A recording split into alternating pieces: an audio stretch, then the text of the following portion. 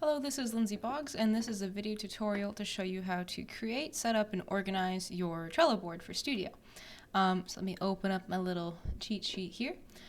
So this video is going to show you how to create the board from scratch. I realized right before making this video that I can actually make a template for you, and you can just spawn most of this stuff in with the work already done as far as like the setup and these little stickers. So I shall do that also. It will be an alternative to this video, so look for that when it comes up. It'll probably already be done by the time you get to it, but that's all right. So Trello is used for task management and task tracking. So it flows from left to right. And we have here a backlog and to-do list sprint. I've organized ours into general design, programming, and art for the purpose that scrolling through one massive column would be really tedious to do for all four of the different categories that you'd have to go through. So this makes it a lot more legible, user-friendly. And then, of course, having it between just general design, programming, and art being in segments between backlog and to do the sprint makes organizing things easier because you can drag between columns beside each other as opposed to across the screen.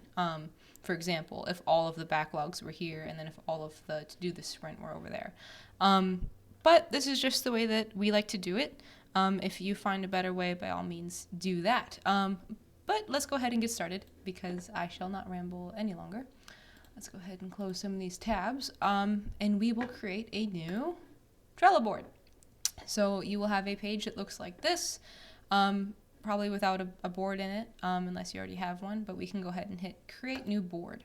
So from here, we can add a title. I'm going to call this Studio Template, and then we can pick a background from here if we want. Otherwise, we can mess with that at a later video.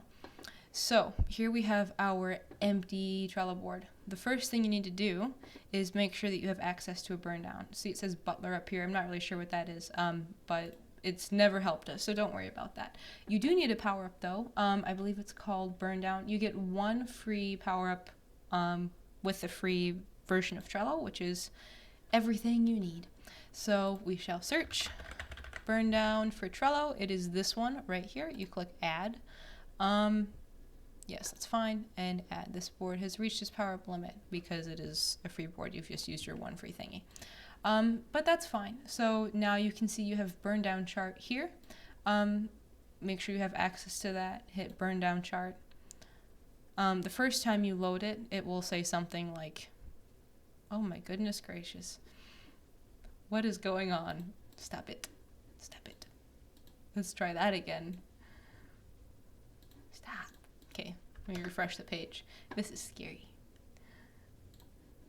It's not scary. Cool. I'll fix that, and then I'll show you that in the video that talks about burn down charts and how to use them. So don't worry about that.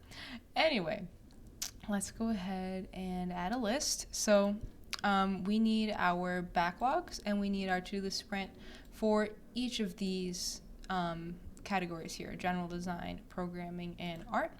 So let's go ahead and start with general. We have a general backlog. We have a general to do this sprint. We have a design backlog, design to do this sprint. A programming backlog. A programming to do this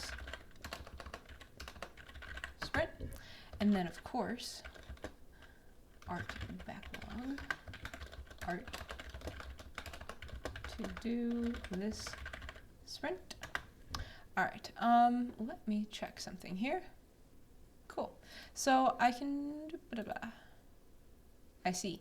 I like to have all of my card titles only be a single line, just for visual purposes. So you can go ahead and shorten programming to do the sprint to be just like that. All right. So that is the general setup for the first stage of where the card exists. So you'll have things in the backlog. Things that are in the backlog are not currently being worked on. To do this sprint are things that are going into your current milestone. But at this stage, they're also not being actively worked on by your team. What we need to do is set up a column over here that says doing or in progress, same thing.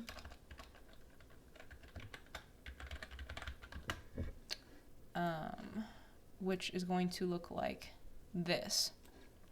So that is the space we are creating here. And then you also need a column for authorization. And what that allows is for a teammate to drag a card into this authorization column where one of your leads, programming designer, art, can go ahead and check it off. And then that's the end of stage 2. What passes it into stage 3 is when they actually approve it. So we have a review, end of sprint, and then a done column. So review, end of sprint. And then we have done. I have many done columns set up in our board because it is beautiful to look back and see all the cool things that you have done over each of the milestones. And then it's also just much more organized, etc. So for this first one, I'm going to call this done mile 1 sprint 0. There's no such thing as a sprint 0, but oops, you have to hit enter to get that to go in there. Have that set up for all of the preparatory tasks that you need to do before you welcome your team into the project. So that's on you to get all of that done. And then I also have upcoming milestones just as a container for all of the other done card stickers that I have set up for organizational purposes. So you can see what's left in the development cycle. So that is everything for the flow of it all. I do also have spacers. If you notice, this block of cards can be quite daunting. So I have these little spacers in here to like have some background showing, and it's just nicer and easier. And it helps, I think, for the overall flow of the board.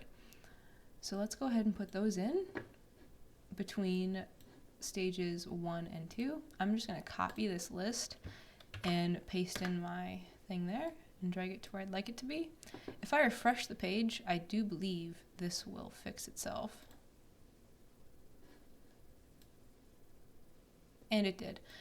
So that does happen sometimes where it'll make 2 lines instead of 1, but refreshing will sometimes help it. So let's go ahead and copy this one as well. And it's going to do the same thing. Refresh.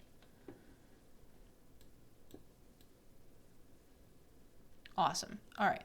So we've got our stuff in stage 1. We have our stuff set for stage 2. We have our spacers in place for visual stuff later on. And we've got the beginnings of our done columns.